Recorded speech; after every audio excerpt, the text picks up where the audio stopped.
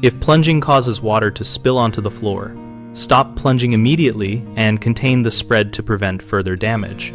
First, remove any nearby electrical devices and switch off power to affected outlets if it is safe to do so to avoid shock hazards.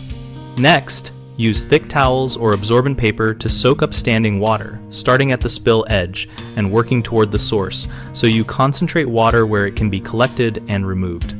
For porous flooring like wood, lift baseboards or pull up rugs if possible to allow air circulation and to prevent trapped moisture from warping or molding the substrate.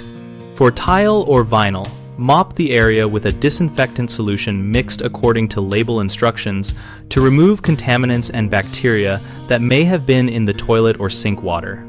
Dry the area thoroughly with fans and dehumidifiers if available, and keep them running for at least 24 hours or until moisture levels return to normal to prevent mold growth.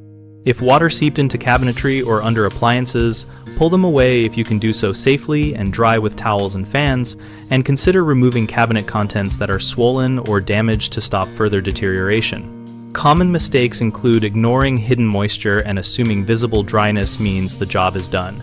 Check under edges and behind appliances and continue drying for an extended period to be safe. Another frequent error is using harsh bleach directly on finished wood or porous surfaces, which can discolor or damage them. Use a manufacturer-approved disinfectant or a mild solution diluted per instructions. People also often unplug fans or stop drying too soon because the surface feels dry. Keep air movers and dehumidifiers running and monitor for odors or new staining, which indicate remaining moisture. BigHomeProjects.com connects homeowners with local contractors and lists projects and contractor profiles, so we help people find trade professionals and schedule work.